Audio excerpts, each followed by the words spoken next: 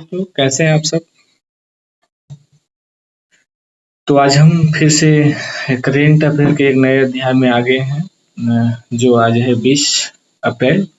और 20 अप्रैल से जो भी करेंट अफेयर हो सकते हैं मैंने इसको लाया है। और ये हमारा पहला क्वेश्चन है कि हाल ही में विश्व लीवर दिवस कब मनाया गया है। तो हाल ही में विश्व लीवर दिवस 19 अप्रैल को, क्योंकि हर साल ये 19 अप्रैल को विश्व लीवर दिवस मनाया जाता है। तो याद रखना है कि विश्व लीवर दिवस कब मनाया जाता है।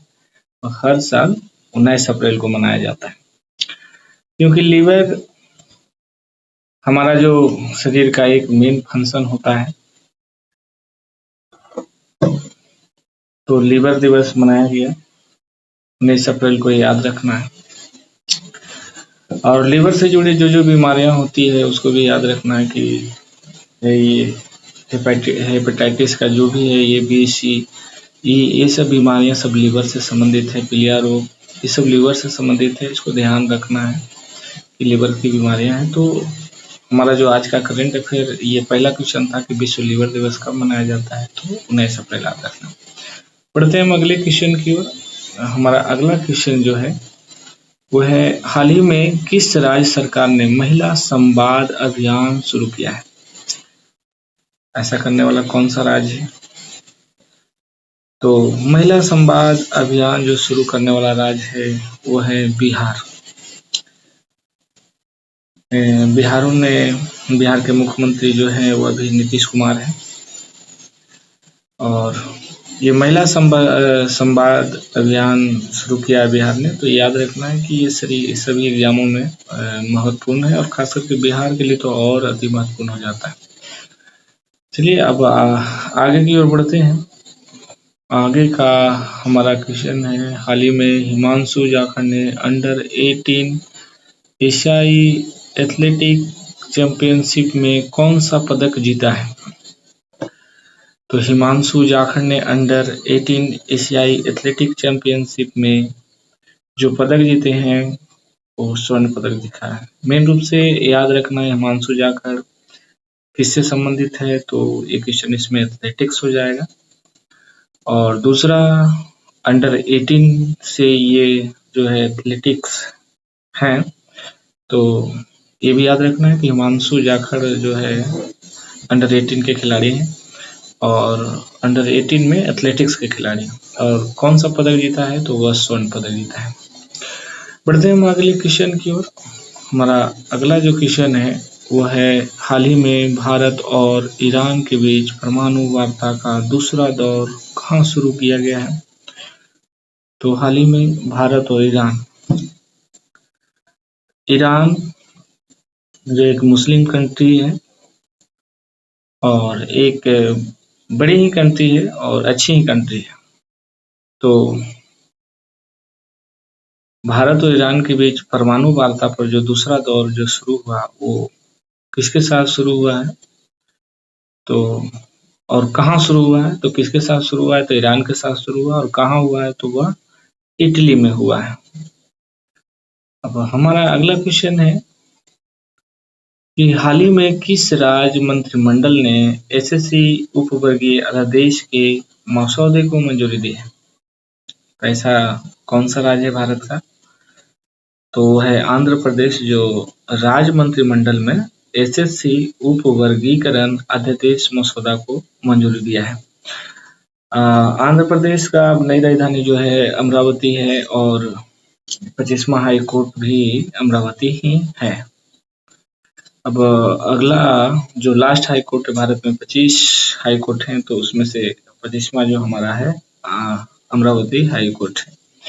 अब अगला क्वेश्चन कर पढ़ते हैं। हमारा ये छठा क्वेश्चन है, हाल ही में 2024-25 में भारत का दवा निर्यात कितने प्रतिशत बढ़ा है। तो भारत में दवा निर्यात जो बढ़ा है वो बढ़ा है 0.9%। यानी दवा की निर्यात में भारत जो है इस 24-25 वर्ष में 0.9% उसका निर्यात बढ़ा है दवा के मामले में। अब अगले क्वेश्चन की ओर बढ़ते हैं। हमारा अगला क्वेश्चन है कि हाल ही में किस बैंक ने अमृत बिष्टी एफडी योजना को पुनर्जीवित किया है। तो हाल ही में ऐसा करने वाला कौन सा बैंक है जो अमृत बिष्टी एफडी योजना शुरू किया है? तो है SBI, state bank of India, जो एक समय इंपीरियल बैंक था 1921 में। उसके बाद इसका जो है एसबीआई नाम पड़ा 1955 में, और फिर 1969 में 14 बैंकों का राष्ट्रीयकरण हुआ। उसमें एसबीआई जो है भारत की दूसरी सबसे बड़ी बैंक है। तो याद रखना है कि अमृत बिष्टी एफडी योजना में पंजीकृत जो किया है वो है SBI, state bank of India. अब बढ़ते हैं अगले क्वेश्चन की ओर। हाल ही में किसी वर्ल्ड इकोनॉमिक फोरम द्वारा यंग ग्लोबल लीडर 2025 के रूप में चुना गया? तो हाल ही में किसी वर्ल्ड इकोनॉमिक फोरम द्वारा यंग ग्लोबल लीडर 2025 चुना जो गया है वो है राम मोहन नायडू। तो वर्ल्ड इकोनॉमिक फोरम द्वारा यंग ग्लोबल लीडर अवार्ड जो गया है वो राम मोहन नायडू को गया है। ये थोड़ा सा ध्यान रखना है। बढ़ते हैं अगले क्वेश्चन, जो 9वां क्वेश्चन है। हाल ही में किस राज्य का बड़े सती गांव नक्सल मुक्त गांव बना है? तो ऐसे भी ध्यान रखना होगा कि नक्सलियों का सबसे ज्यादा जो गढ़ था वो छत्तीसगढ़ था, और बड़े सती गांव भी हमारा छत्तीसगढ़ में है। तो बड़े सती गांव जो है किस राज्य में है? तो ये भी क्वेश्चन इस तरह से पूछा जा सकता है, तो छत्तीसगढ़ में। और ऐसे भी पूछा सकता है कि छत्तीसगढ़ का कौन सा गांव जो है नक्सल मुक्त गांव बना है? तो बड़े सती गांव है। तो इसको थोड़ा सा ध्यान रखना है, क्वेश्चन पूछने का अलग अलग तरीके होते हैं एग्जामिनर का। तो नक्सल मुक्त गांव छत्तीसगढ़ का कौन सा राज्य, छत्तीसगढ़ राज्य का कौन से गांव है? तो बड़सती गांव है। या बड़सती गांव नक्सल मुक्त किस राज्य का गांव नक्सल मुक्त बना? तो छत्तीसगढ़। जैसे पूछे वैसे आपको याद रखना है। हमारा अगला क्वेश्चन है, हाल ही में सरकार ने किसे आईसीएआर का महानिदेशक नियुक्त किया?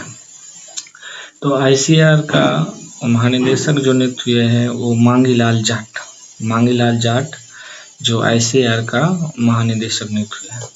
बढ़ते हैं अगले क्वेश्चन की ओर। हमारा अगला क्वेश्चन है कि हाल ही में किस राज्य में सिल्क यारा सुरंग का नाम अब बाबा बौखनाग के नाम पर रखा गया है? तो ये किस राज्य में सिल्क यारा सुरंग था? तो उत्तराखंड में था, जो अब नया नाम हो गया सिल्क यारा सुरंग का वो बाबा बौखनाग। तो सिल्क यारा सुरंग का नया नाम बाबा बौखनाग है। किस राज्य में है? उत्तराखंड। बढ़ते हैं अगले क्वेश्चन। हाल ही में वित्त वर्ष 2024-25 में किस देश के साथ भारत का व्यापार घाटा बढ़ा है? कौन सा देश है जिसके साथ भारत का व्यापार घाटा बढ़ा है?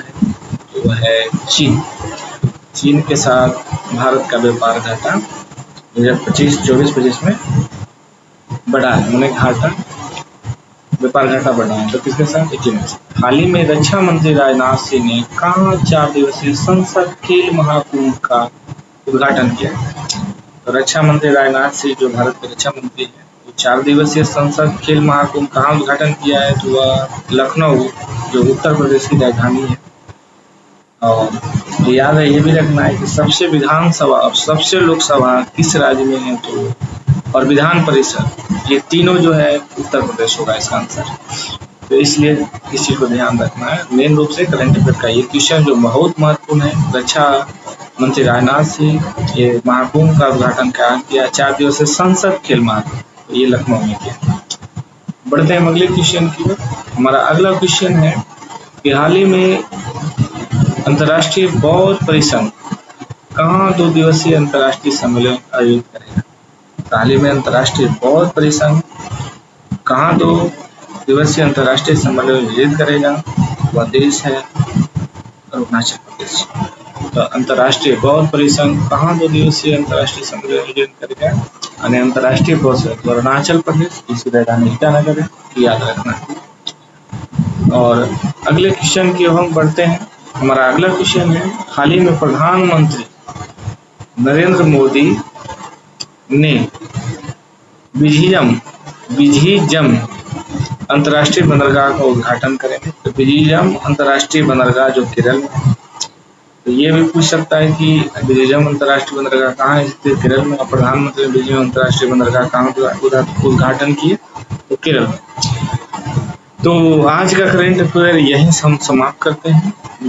मुझे लगता है आपको अच्छा लगेगा ही, और लाइक सब्सक्राइब जरूर कीजिएगा। नए हैं, थोड़ा हौसला बढ़ाइए और कोशिश कीजिए कि मैं आपके लिए अच्छे इसी तरह से एग्जामों का करंट अफेयर लाता रहूँ मैगजीनों वगैरह से उपलब्ध करके, ताकि आपके एग्जामों में सहूलियत हो, सफलता मिले। Thank you, bye bye.